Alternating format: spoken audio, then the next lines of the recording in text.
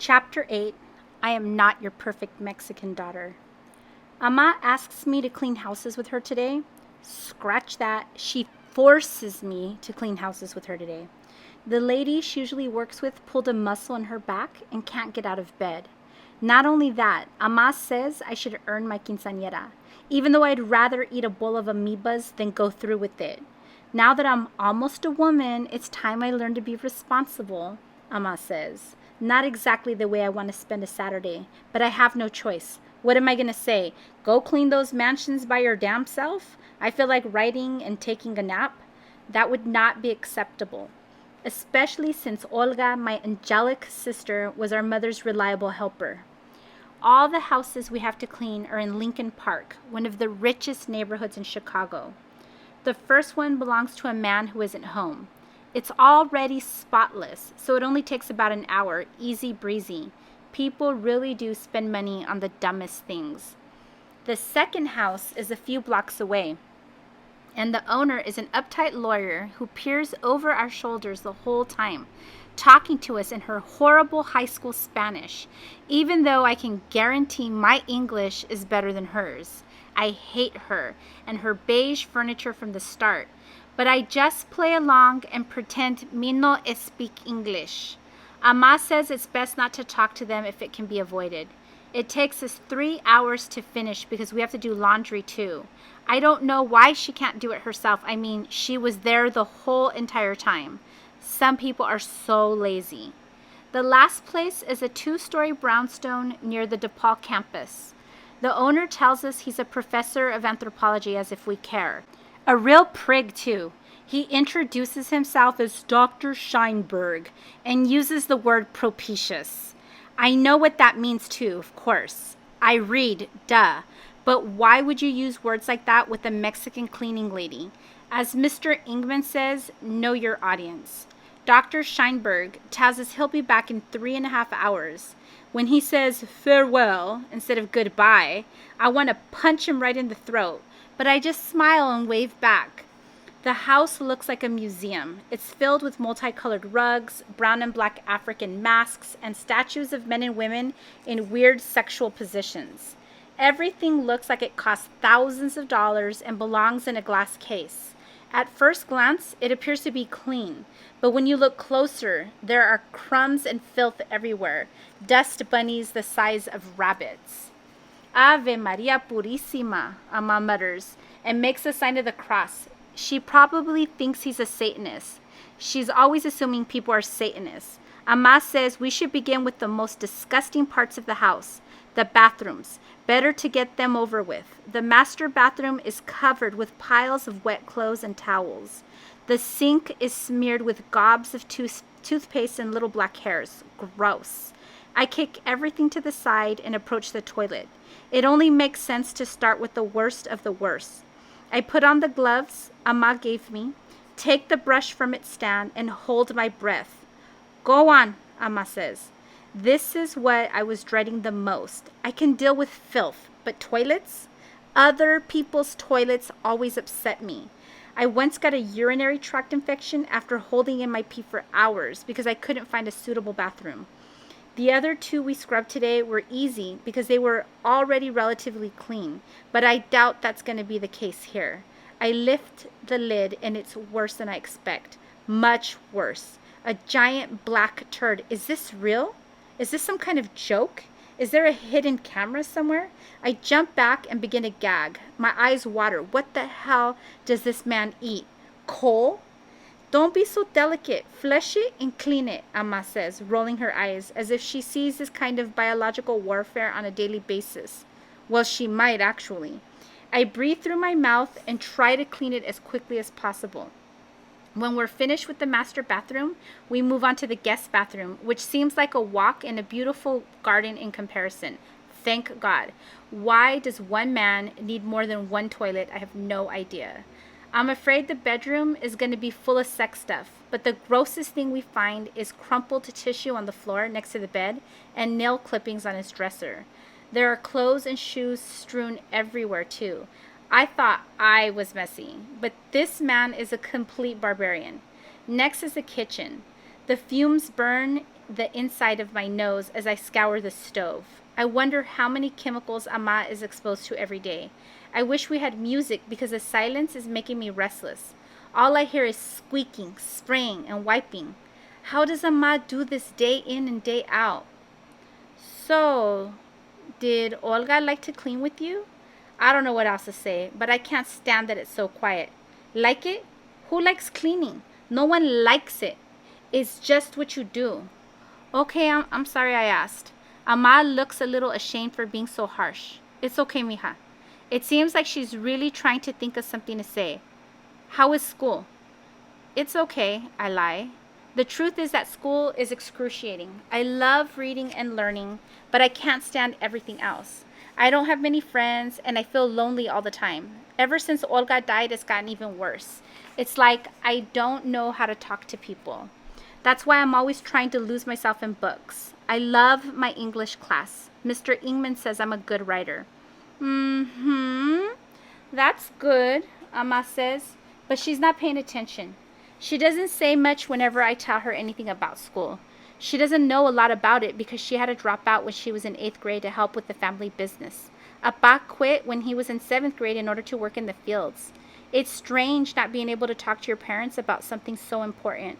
As I look at a painting of a woman with a large butt hanging in the dining room, I remember Olga's friend Jasmine, who also has a large butt. Ama, do you remember Olga's friend Jasmine? Esa huerca, how can I forget? She was always at her house, never wanted to go home. She drove me crazy. Why? What about her? I was just remembering her, that's all. Do you remember her last name? Why?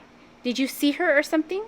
I get a little panicky as if somehow she can see inside my brain and know that I went to that party. No, of course not. Didn't she move to Texas? Where would I see her? I probably sound too defensive. I let the silence hang for a while. With a repulsed look on her face, Ama dusts off all of the statues. Did Olga have a boyfriend? I finally say. The only boyfriend she had was Pedro, such a nice young man. If by nice she means ugly and dull, then sure. So she never had a boyfriend after that? Of course not. What kind of question is that? Did you ever see her running around with boys? Ama looks annoyed, but I can't stop asking questions. Okay, sorry, it's just... How is it that she was 22 and didn't have a boyfriend for so many years? That seems weird. What's so strange about a young lady who doesn't sleep around, who enjoys spending time at home with her family? Girls here have no morals. You're the weird one. You know that? Ama's face is starting to get splotchy and her big eyes look inflamed, so I shut up and keep cleaning. Dr. Scheinberg arrives right as we're finishing. When he hands us the money, he says gracias and bows with his hands pressed together. And oh my God, he's not even joking. I don't like the way he stares at Ama when he says goodbye. There's something about him that makes me feel as if I'm smeared in an awful warm goo. No wonder he's not married. It's dark and the ground is covered with snow. Everything looks beautiful and still as if it were a photograph and not real life. Usually, winter makes me glum. But every once in a while, moments like this are peaceful and pleasant. The icicles, the glittering snow, the silence. By the time we get on the bus, my back aches, my hands are cracked, and my eyes burn from all the cleaning products. I smell like bleach and sweat. I've never been this tired in my whole life. Who knew rich people could be so disgusting? Now I understand why everyone calls work la chinga, and why Ama is always in a bad mood. I wonder what else she sees in people's houses, and if other men look at her the way Dr. Scheinberg does. So now that we've enjoyed Chapter 8, we're going to go ahead and answer some questions on our Google Doc. So the first question for Chapter 8 is, Mark Twain said, "Eat the biggest frog first." How does this apply to this chapter? For question 2, we learn about Ama and Appa and how much education they have formally in school. And I want you to really think about and analyze how this could have impacted them and how they are with their daughters. Question 3, Ama's clients speak to her differently. What is a possible approach when talking and listening to somebody of a different culture? What would you do differently? in interacting with Ama than the way that her clients interact with her. And the last question. There is plenty of bad language in this book from Julia and also from her friends. I want you to really analyze, does this add to the book or interfere with the message of the book? Would the book be different without the curse words? And so now let's enjoy chapter 9.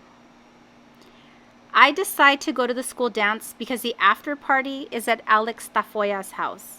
His parents are in Mexico for a few weeks, and Lorena says his sister Jessica, who went to school with Olga, will be there. It might be completely useless. I'm not sure how well they knew each other, but I don't know what else to do. Ama lets me go to the dance, which I think might qualify as a miracle, though she tells me I better not act volada, which means flirtatious. Every time she says stuff like this, I feel ashamed, and I don't know why, because I haven't done anything.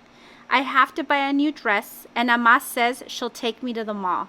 I hate shopping, but now I have no choice because I have absolutely nothing to wear. The only 3 dresses I have are literally falling apart. One has a giant hole in the armpit. Ama says it makes me look like an orphan, that I should throw it away, but I like the way it fits. She also says I can't wear jeans or any of my band t-shirts she hates so much. No Chuck Taylors either. I have to look like a proper woman. Thanks to my upcoming quinceañera, my budget is only $45, practically nothing. The Sunday before the dance, Ama and I drive to the outlet mall in the suburbs. After driving west in snow flurries for about an hour, we finally arrive. I thought our neighborhood was bad, but if I had to live in the suburbs, I think I'd just lie down and die. I don't care that the houses are big and expensive. Everything is exactly the same, and the only restaurants I see are Chili's and Olive Garden. The first store we go to is full of white women who look at us funny when we enter, which is already a bad sign. I glance at the price tag on a ridiculous pink sweater and see that it's on sale for $99. If that's what they think a sale is, then we probably can't even afford their socks. No thanks. Let's go, I say. We walk around for half an hour looking for a store that's affordable, and I just want to give up and bury my face in a Cinnabon, even though they always make me sick. I sit down on a bench and tell Ama that I'm not going to find anything, that she can go on without me. Come on, Ama says, yanking me by the arm. We're going to find you something. Don't be so dramatic. If not, we'll go somewhere else. I'd rather buy the worst dress here than go to another mall. Let's get this over with, I say, getting up with a new sense of determination. After trying on about 20 dresses at 5 different stores, I finally find one I want. It has a black and red checkered pattern and falls right above my knee, which is the perfect length for me, because anything longer makes me look stumpy. The dress is what I imagine a career woman wearing when she goes out for drinks after work. I bet no one at school will have a dress like this. I'm lucky too because it's a size 10 and it's on clearance. At 75% off, it costs $39.99. When I come out of the dressing room, Ama shakes her head. What? It's too tight. No, it's not. It fits perfectly. It shows your chest too much, Ama says, scrunching her face as if she's just smelled something gross. Ama hates it when women wear revealing clothing, but this dress is not sexy at all. It's not even low cut. Doesn't show any cleavage whatsoever. Every time my parents turn on the TV, there are women dressed like strippers, even the news anchors. Yet I'm supposed to be embarrassed of my boobs? I don't get it. Even the time she found out I had shaved my legs, she was hysterical.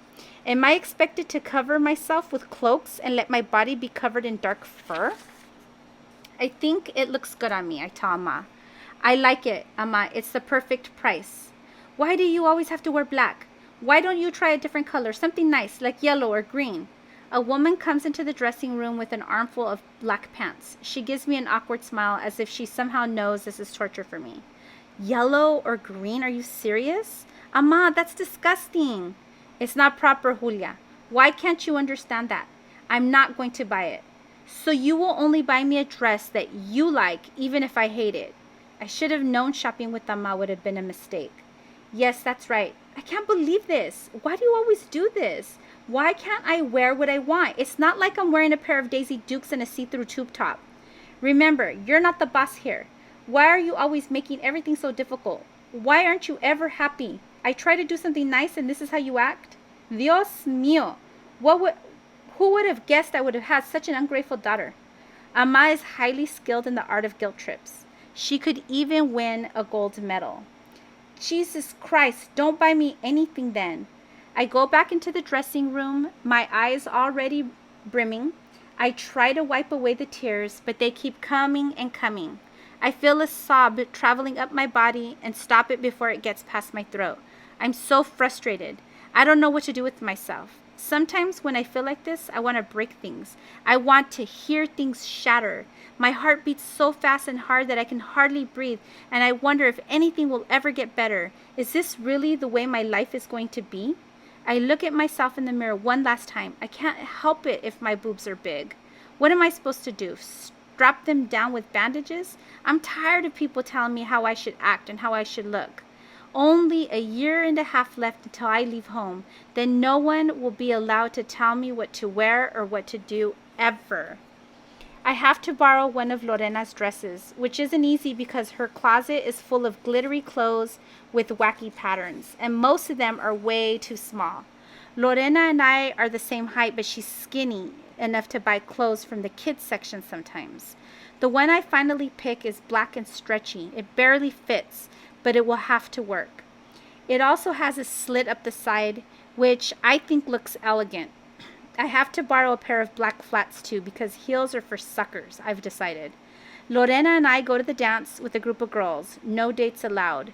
She tells Carlos he can't come, and Juanga has been MIA for a week, now that he ran off with some old dude from Indiana. I wonder if he'll get kicked out of school. I try to act disappointed when Lorena tells me he isn't going to join us, but she sees right through me. We meet Fatima, Maggie, and Sandra from our gym class by the entrance. They all have horrifying grammar, but they're really friendly. Besides, I shouldn't judge people for saying yous instead of you or mines instead of mine. A lot of people at school speak like that, so I should get over it already.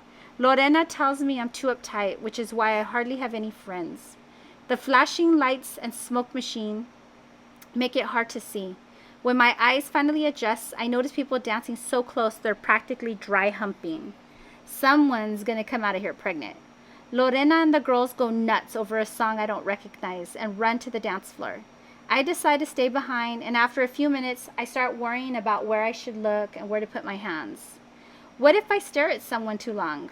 What if I look like Frankenstein with my arms hanging stiffly at my sides? What if people think I'm a loser for standing by myself? As all of these stupid thoughts run through my head, Chris comes toward me, wearing sunglasses and a Scarface t-shirt, completely oblivious to how idiotic he looks. I've known him since grade school, and he's always been an unbearable little numbskull. You look nice, for once, he says, eyeing at my dress, but mostly my boobs. Is that supposed to be a compliment? Yeah. You need to learn how to talk to women. I turn away from Chris, but he keeps talking. You? A woman?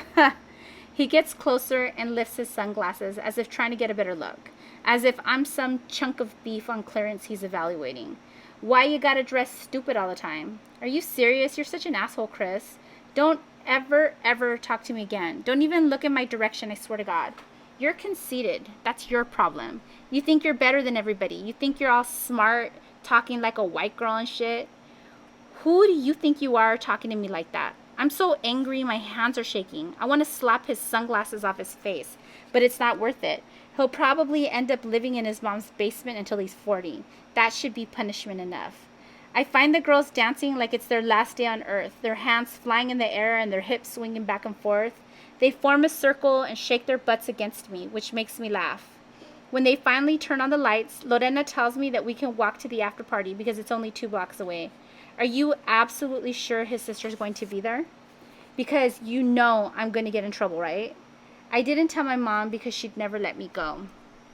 That's what Alex said. She's supposed to be here. I text Ama that I won't be home until later. Not even 3 seconds later, I feel the phone buzzing. But I don't pick up because I already know what she's going to say. People think Alex is so cool because he's tall and good at basketball and all the girls think he's hot. But I would give him a C+ at most. He has nice teeth, but I don't really see what the big deal is. Alex's house is already bursting with people, which makes me think I've made a mistake. I don't do well in crowds. Once, when I was little, I freaked the hell out during a parade, and my parents had to carry me home kicking and screaming. and sometimes I have trouble breathing in cramped elevators. The windows are steamy from so much body heat, and everyone is clogging the doors and hallways, making it almost impossible to get through. For a second, I think I might have a panic attack, but I calm myself down. I breathe slowly and tell myself it's going to be okay. After getting past the crowd of people in the living room, we finally make our way to the drinks in the kitchen. The table is covered with all sorts of bottles, and there's a keg next to the sink. Alex and the rest of the basketball team are smoking weed near the window. He asks us if we want to smoke or if he could make us a drink, which is nice of him because he probably has no idea who I am. The girls all choose Malibu rum, but I go for the Hennessy and Coke. I'm not sure if you're supposed to mix the two, but the drink tastes okay. I finish it in 3 gulps. When I go for another cup, though, Lorena grabs my wrist and tells me to slow it down. I cut to the chase. Where's Alex's sister? I don't know. I haven't seen her yet. Try to have fun at least. She'll be here. Lorena walks away and gets lost in the crowd before I can follow her. I spend most of the night searching for Jessica. I don't really remember what she looks like. I'm guessing she resembles Alex in some way. Lorena says her hair is dyed dark red, but I don't see any girls with red hair. After about 3 more drinks, I start feeling a little more relaxed. Even though sometimes I have a big mouth, I find it hard to strike up conversations with people I don't know. I guess that's one thing Olga and I had in common. When I wait in line for the bathroom, I ask the cute guy in front of me who the funny-looking man on his shirt is, and he just mumbles something and walks away. Ama always says that women should never approach men, that we should be the ones pursued and courted, and maybe she's right because this is totally embarrassing. After I pee, I find Maggie in the living room by herself and ask her if she knows where Lorena is. She shrugs and says she hasn't seen her in a while. Maggie is sweet and cute, but there's not much going on in her head. No matter what you're talking about, even if you're not asking her a question, she has a confused look on her face, and there's a sort of blankness in her eye I can't explain. It's not like Lorena, who only pretends to be dumb. Maggie's stupidity is totally sincere. Are you enjoying yourself? Yeah, it's okay, I guess, Maggie says, fixing her ponytail. No cute guys, though. No, none. That dude over there looks like a scrotum, I say, pointing to a bald guy with big jowls slumped on the sofa. Maggie laughs. You're crazy. I nod, unfortunately. As I look around the party, trying to spot Lorena, I see a couple making out in a bedroom through a cracked door. Not just kissing, though, I mean really going at it. Whoa, check that out, I whisper to Maggie, and tilt my head in their direction. The girl is sitting on the guy's lap with her legs wrapped around him. Maybe it's because she's totally drunk, but I don't notice any shred of shame or embarrassment, which I admire in a strange way. Their kisses are wet and sloppy, and you can see their tongues going in and out of each other's mouths. The girl rubs herself on the guy as he starts kissing her neck and chest. The girls next to us are now scandalized, call her a slut, skank, whore, and so many other synonyms in both English and Spanish that it seems like they've consulted a bilingual thesaurus. A group of guys gather and try to snap pictures with their phones. The couple either doesn't notice or doesn't care. That's disgusting, Maggie says. She's so nasty. Yeah, so gross, I say. But I'm wondering if anyone will ever touch me like that. After I use the bathroom for the billionth time, I finally find Lorena in the back porch, surrounded by a circle of cretins who are way too old to be at a high school party. They probably went to school with my sister, too. It doesn't surprise me because Lorena loves attention from men, no matter how old or ugly. What kind of losers come to a party like this once they've already graduated or dropped out? Where is Jessica? I've been looking for her all night. That's the only reason I came. I don't know. Alex said she'd be here. Lorena shrugs. Just chill, okay? No, I want to go home now. Yeah, baby, relax, says a guy wearing a backward baseball cap. Mind your business, and my name is not baby, I tell him, and turn to Lorena. Look, if I get in trouble, it's going to be your fault. Give me 5 more minutes. Come on, don't be like that. Lorena is definitely drunk. I can tell by the way her mouth moves, as if it's suddenly too heavy for her face. The house is beginning to clear out a little, so I give up and find a spot on the couch, the porch. Next thing I know, Lorena is shaking me and telling me to wake up, that we have to leave because someone called the cops. When I ask her what time it is, she says it's 3 a.m., which means I'm screwed. I've done the calculations and figured out that from the ages of 13 to 15, I've spent about 45% of my life grounded. Seriously, what kind of life is that? I know I mess up sometimes. I know I can be a sarcastic jerk. I know I'm not the daughter my parents wanted, but Ama treats me like a degenerate. Sometimes when I'm punished like this, Ama doesn't even let me go to the library, which I think is the cruelest kind of torture. What am I supposed to do if I have to sit in my room for hours and hours? I can't get pregnant at the library, I tell her, but it doesn't matter. Ama says I can clean, do my homework, and if she's feeling generous, she says she'll let me watch telenovelas with them. But I'd rather poke my eyes out like Oedipus than sit through an episode of that garbage. The acting on those shows is forced and stiff, and the characters are always slapping each other dramatically. The plot lines are always the same, too. A poor woman overcomes adversity and marries a rich asshole, and they live happily ever after. All the upper class people are white, and the servants are dark like me. I've always had trouble being happy, but now it feels impossible. Everyone in my family tells me what a difficult baby I was compared to Olga. When I was little, anything would set me off. A dirty look, a dropped cookie, a canceled outing. I remember I once sobbed because I saw a three-legged dog. I don't know why I've always been like this, why the smallest things make me ache inside. There's a poem I read once titled, "The World is Too Much with Us." And I guess that is the best way to describe the feeling. The world is too much with me. It's not like my parents are happy either. All they do is work. They never go out anywhere. And when they're home, they hardly even talk to each other. I don't understand why everyone just complains about who I am. What am I supposed to do? Say I'm sorry? I'm sorry I can't be normal. I'm sorry I'm such a bad daughter. I'm sorry I hate the life that I have to live. There are times I feel completely alone, like no one in the world can possibly understand me. Sometimes Ama stares at me like I'm some sort of mutant that slithered out of her body.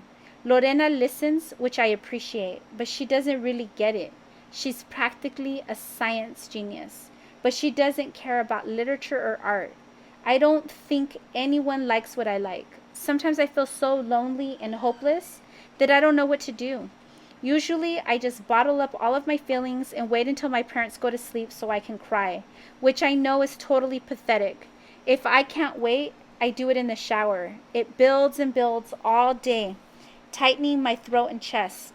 And sometimes I feel it in my face. When I finally let it out, it cascades out of me.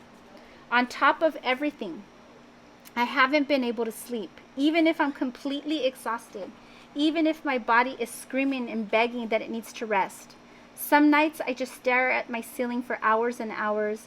I look at the clock and it's almost time for me to get ready for school. I hear the world go to sleep and wake up.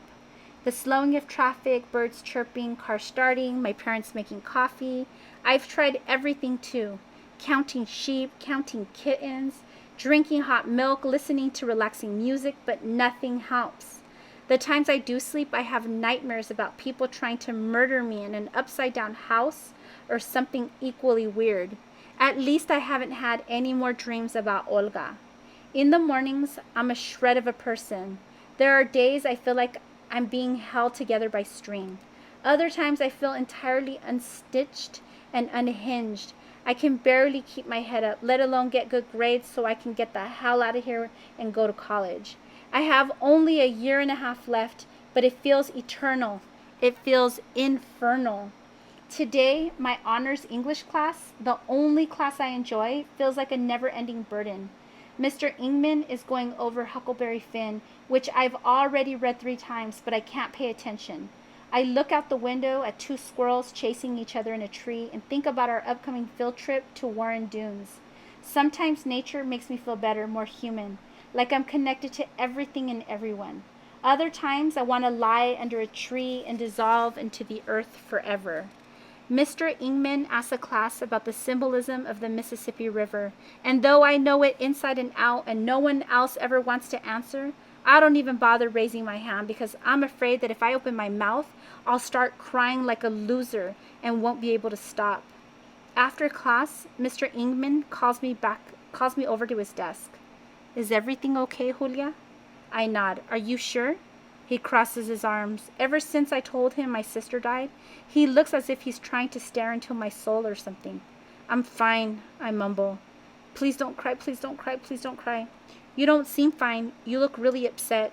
I know you love Huck Finn because we've talked about it many times, he says. Sometimes I stay after school to talk to Mr. Ingman about books in college. He even lets me borrow some from his personal collection and gives me a list of schools he thinks I should apply to, which is why he's my favorite teacher. You haven't said anything sarcastic in a few weeks now, which is what's worried me the most, to be perfectly honest. Mr. Ingman's smile is nice. I bet he was hot 20 years ago. I just wish he wouldn't wear so many dad sweaters. I guess you're right. I try to laugh politely, but the laugh doesn't come out. It's just that I'm on my period and it feels like someone is stabbing me in the uterus. I grimace and make a stabbing motion with my hand. A few years ago, I learned you can get away with nearly anything if you mention menstruation to your male teachers. Mr. Ingman looks uncomfortable, but it's clear he's not going to let me go. Is something happening at your home? How's your family doing since, your sister and everything? We're okay, I guess. It comes in waves for me. Lots of waves. Big, big waves. And I guess I have this feeling, that I'm missing something. That there's something I should know. But I can't figure it out. My voice cracks. Like what?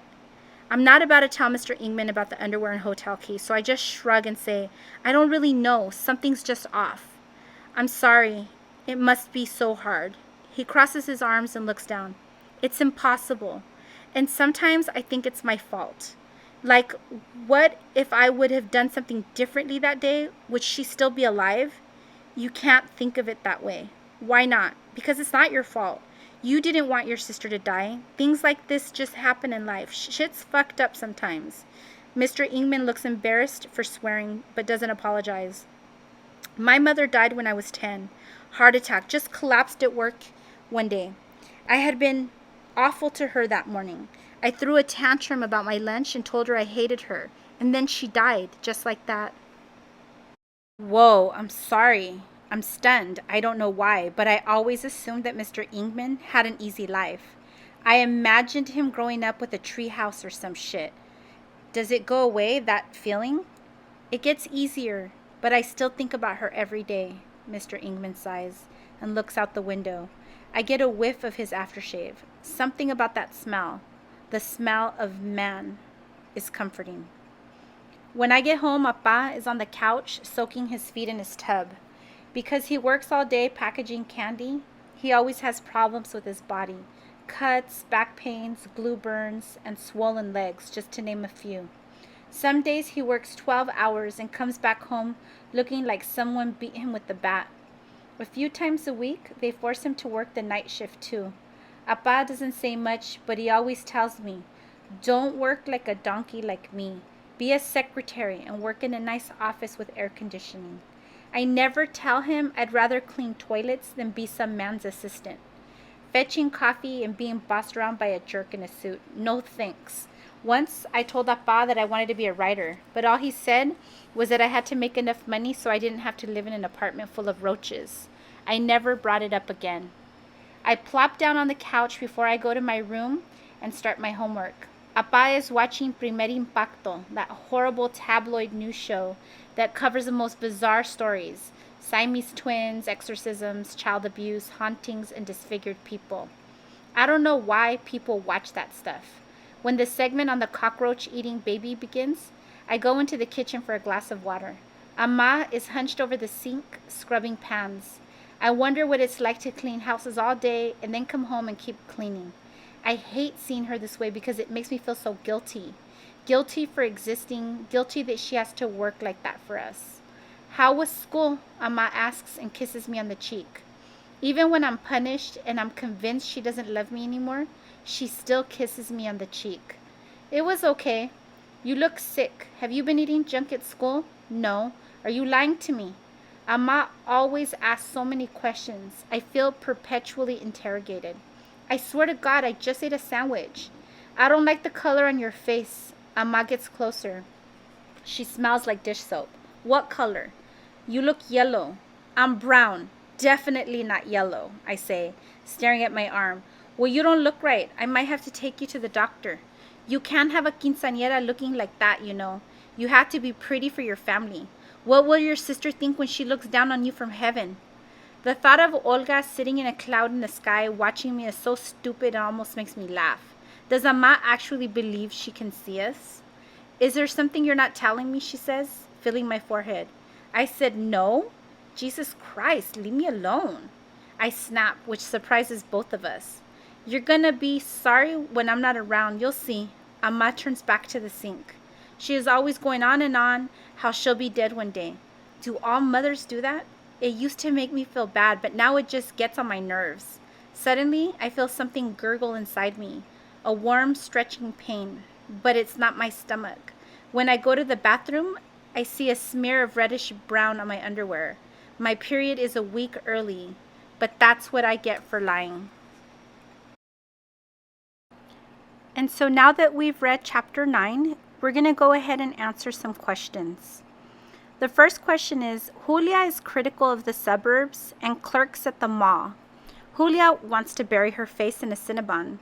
Julia's family is working class, but other students in her school are middle and upper class. How are social class issues one of the struggles for Julia? The second one is, Julia likes to wear black. What does this tell the reader about the type of character that Julia is? The third question, why did Julia want to attend the after party? Was she successful in what she was looking for?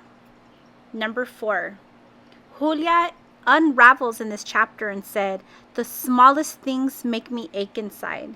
She feels she is not normal, alone, and a bad daughter. She has a lot of negative self-talk and a cycle of negative thoughts. Is this a sign of sadness, anxiety, or depression? How do you relate? Number 5, Julia and Mr. Ingman have an honest conversation about the losses in their lives. What was Mr. Ingman's advice? Do you only believe it takes one adult to believe in a child, or does it take many adults believing in a child to make a difference? And lastly, how do we know Ama loves her daughter Julia? Explain. Thank you for joining us for another 2 chapters of I Am Not Your Perfect Mexican Daughter. Please make sure to submit your questions on your Google Doc. Have a great rest of your day. In la quech.